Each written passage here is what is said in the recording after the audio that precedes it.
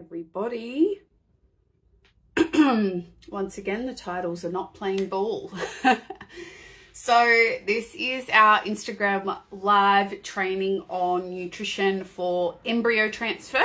So saying something else, I apologize. It is being confusing once again, just to keep us all on our toes. Don't we love that?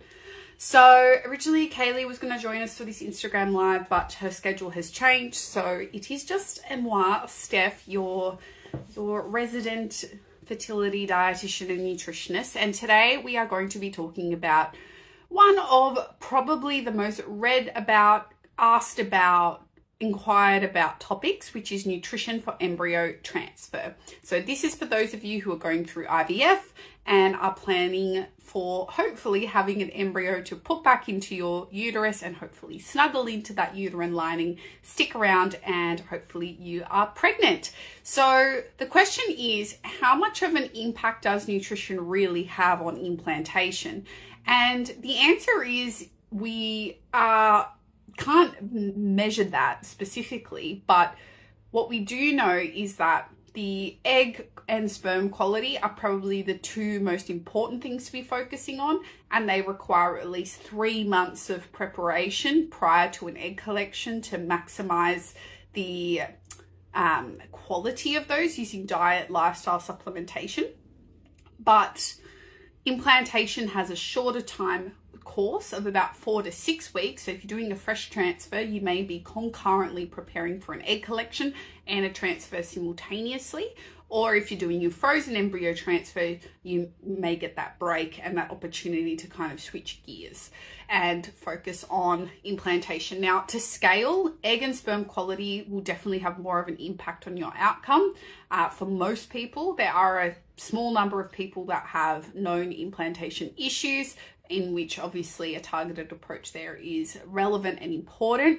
But as a dietitian in this space, I find people are paying far more attention to implantation and not enough attention to egg and sperm quality.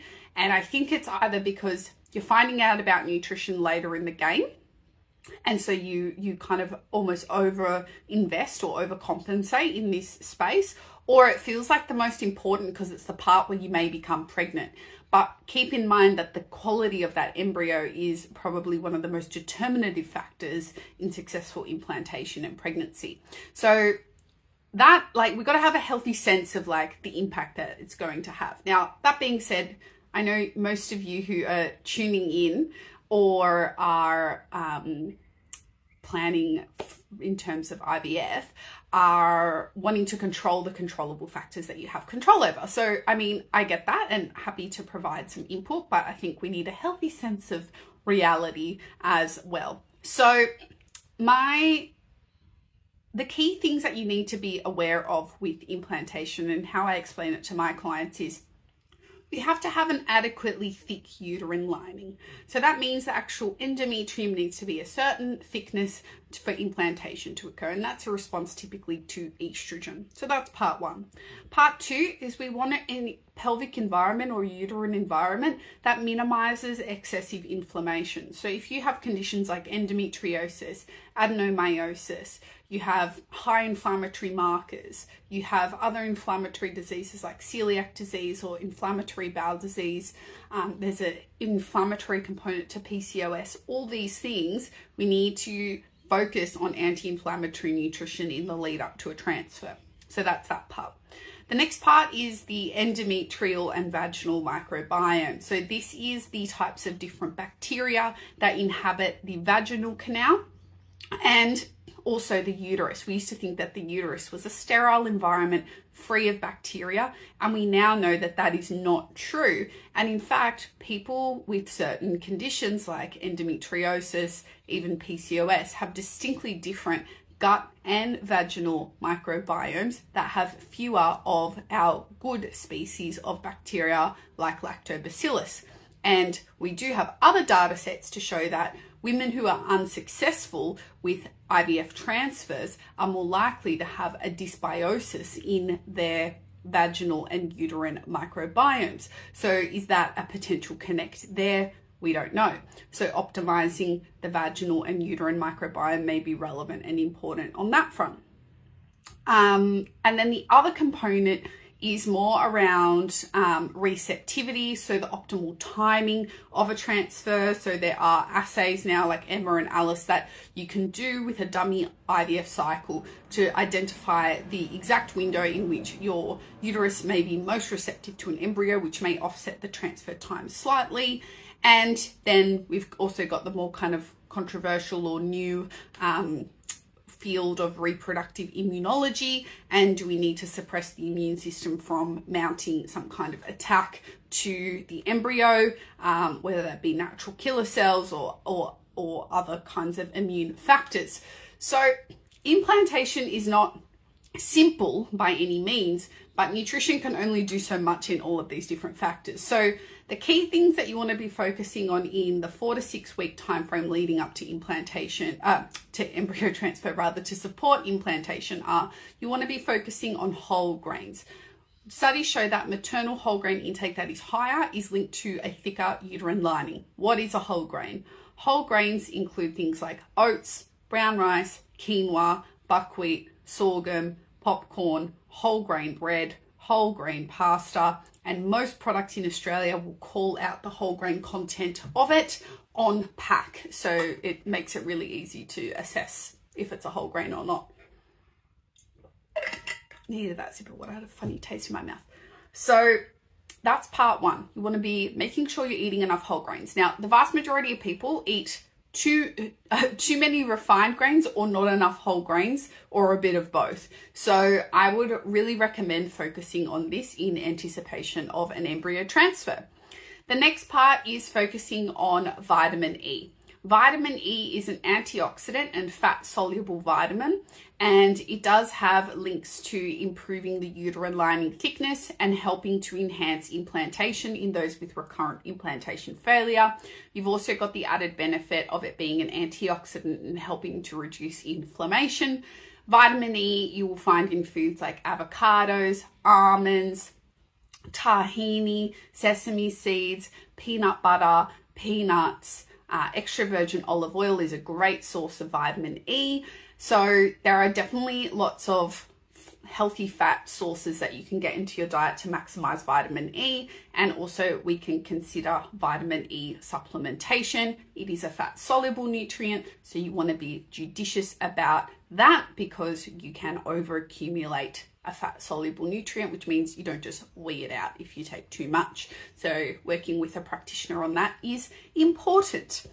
The next one is to maximize your omega-3s. Omega-3s are going to help support healthy blood flow to the uterus and help with inflammation as well. So you want to be aiming to get a couple of serves of oily fish like salmon, ocean trout, mackerel, sardines, or anchovies into your diet each week. If you don't eat fish, you're vegetarian or vegan, you absolutely must be taking some kind of omega-3 supplement. No ifs, no buts, and I would be discussing that with your practitioner accordingly. So it's too important to miss out on, so I would really strongly suggest that you book in with us for an express prenatal supplement consult and we can sort that out for you.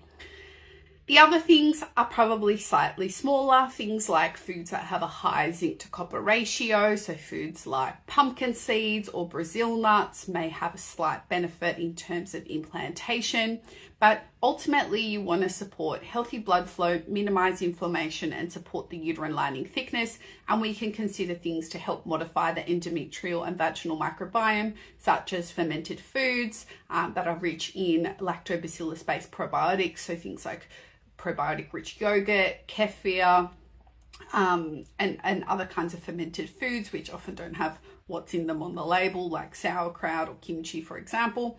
And we can also consider probiotic supplementation as well in some cases. So there's definitely lots to it, and it can be highly personalized based on what's going on. So if it's a uterine lining thickness issue, then we focus more there. If we think there may be some kind of microbiome issue, if there's a history of endometriosis, then we want to focus there. If we think that there may be an inflammation issue, then we want to focus more there. So we kind of chop and change based on history, which is why it's so important to get personalized advice. Now, I know this topic comes with a lot of questions and also the desire for more. So I totally understand that we don't have endless amounts of research on this topic. So I've summarized the key main things that you can be focusing on. But I am hosting an IVF masterclass called Boost Your IVF Success, the 4-Step Nutrition Formula, on Monday, October 23rd at 6:30 p.m. Sydney time. And it will be a live masterclass on how I use the 4-step formula to help support my one-on-one clients. And I'm going to be spilling the beans and sharing all my strategies with you, including about implantation and why nutrition is so important for your IVF journey. This is some content that I have never publicly shared before, not on a blog post, not on Instagram, not in some of my programs. Like, some of this content I have never ever shared before, and I'm really excited to be bringing it to you because it is truly like knowledge bomb central, and I can't wait for people who are going through IVF to get this information under their belt and apply it. There will also be the opportunity to ask me questions at the end, and I'm also going to be giving you the gift of the Get Prepped for IVF checklist, which is a summary of the key tests that you can take to your doctor to get done in preparation of IVF, so you are in the know and no stone is left unturned. So usually the masterclass is kicking off on Monday the 23rd of October. Tickets are now on sale. Tickets are 17 Australian dollars, or you can use the early bird code, because I know you're an early bird because you're here.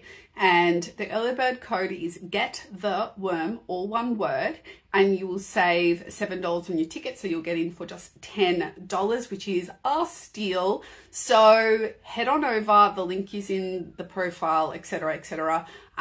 Or just DM me for this incredible masterclass. I've not even, what's going on? Are we back? We're back. I've not seen anyone else share what I'm going to be sharing in this masterclass, so I'm hyped to be bringing it to you, and I will be sharing more information about it today on my stories and over the next week or so on my feed. Thank you for joining me for this live on nutrition for embryo transfer. If you do have a transfer coming up, good luck. I'm wishing you all the best, sticky vibes, and